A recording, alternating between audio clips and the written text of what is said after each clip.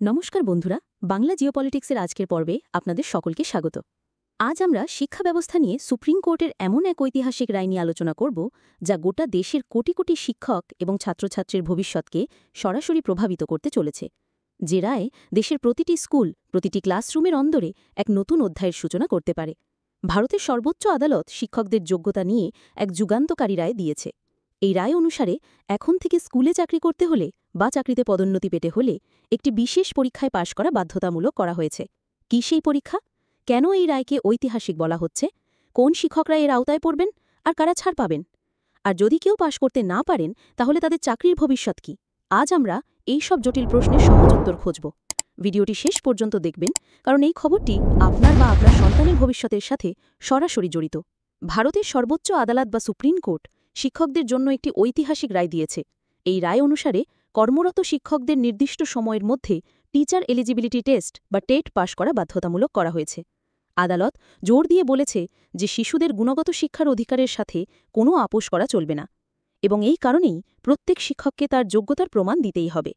এই রায়টি মহারাষ্ট্রের একটি মামলার পরিপ্রেক্ষিতে দেওয়া হলেও এর প্রভাব পড়তে চলেছে সারা দেশের শিক্ষা ব্যবস্থায়। অর্থাৎ পশ্চিমবঙ্গ থেকে কেরালা, গুজরাট থেকে অরুণাচল, প্রত্যেক রাজ্যের শিক্ষকদের জন্যই এই নিয়ম প্রযোজ্য হবে। এই রায়ের মাধ্যমে সুপ্রিম কোর্ট এটা স্পষ্ট করে দিয়েছে যে শিক্ষার মান উন্নত করতে হলে যোগ্য শিক্ষকের কোনো বিকল্প নেই। এখন সবচেয়ে বড় প্রশ্ন হল, কোন শিক্ষকদের এই পরীক্ষা দিতে হবে? সুপ্রিম কোর্ট খুব স্পষ্টভাবে দুটি ভাগে শিক্ষকদের ভাগ করেছে। প্রথমত, যে সমস্ত শিক্ষকদের চাকরির মেয়াদ এখনও 5 বছরের বেশি বাকি আছে এবং তারা শিক্ষার অধিকার আইন বা আরটিই কার্যকর হওয়ার আগে নিযুক্ত হয়েছিলেন, তাদের আগামী 2 বছরের মধ্যে টেট পরীক্ষায় পাশ করতে হবে। আদালত তাদের অভিজ্ঞতাকে সম্মান জানিয়ে এই 2 বছরের সময়সীমা দিয়েছে, কিন্তু এর মধ্যে তাদের নিজেদের যোগ্যতা প্রমাণ করতেই হবে।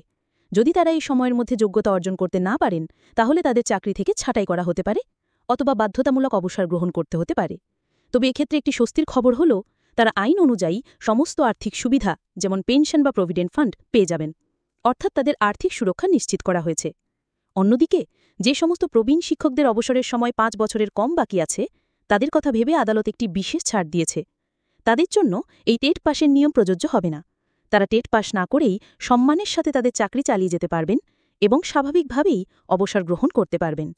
আদালত মনে করে, যারা জীবনের এতটা সময় শিক্ষকতার মতো মহান পেশায় কাটিয়ে দিয়েছেন, তাদের শেষ সময়ে এসে নতুন করে পরীক্ষার বোঝা চাপিয়ে দেওয়া ঠিক নয়। তবে এখানে একটি গুরুত্বপূর্ণ শর্ত রয়েছে। এই শিক্ষকরা তাদের বাকি চাকরিকালে আর কোনো পদোন্নতির জন্য আবেদন করতে পারবেন না। অর্থাৎ তারা যে পদে আছেন সেই পদ থেকেই অবসর নেবেন। কারণ সুপ্রিম কোর্ট স্পষ্ট করে দিয়েছে, নতুন নিয়োগ হোক বা পুরনো শিক্ষকদের পদোন্নতি, উভয় ক্ষেত্রেই এখন থেকে টেট পাশ করা বাধ্যতামূলক। এই রায়ের একটি অত্যন্ত গুরুত্বপূর্ণ দিক হল সংখ্যালঘু শিক্ষা প্রতিষ্ঠানগুলির বিষয়টি।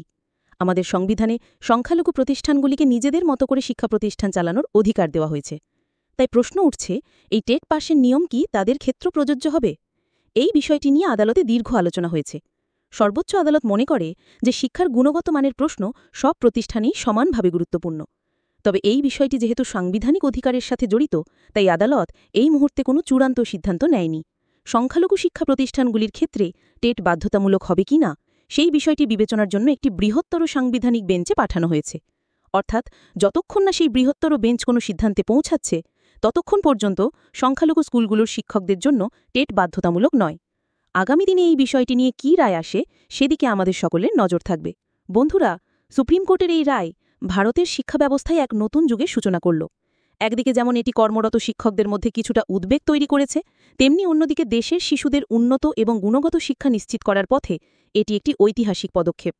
এই রায়ের মাধ্যমে আদালত বার্তা দিতে চেয়েছে যে শিক্ষকতা শুধু একটি চাকরি নয়, এটি একটি গুরুদায়িত্ব, আর সেই দায়িত্ব পালনের জন্য যোগ্যতাই হল শেষ কথা। এর ফলে আগামী দিনে আমাদের স্কুলগুলোতে আরও যোগ্য এবং দক্ষ শিক্ষকরা আসবেন, যা আমাদের ভবিষ্যৎ প্রজন্মকে আরও শক্তিশালী করে তুলবে। এই রায় নিয়ে আপনার কী মত? আপনি কি মনে করেন এটি সঠিক পদক্ষেপ? আপনার মূল্যবান মতামত আমাদের কমেন্ট বক্সে অবশ্যই জানান। ভিডিওটি ভালো লাগলে সকলের সাথে শেয়ার করুন এবং বাংলা জিওপলিটিক্স চ্যানেলটিকে সাবস্ক্রাইব করতে ভুলবেন না। ধন্যবাদ। জয় হিন্দ।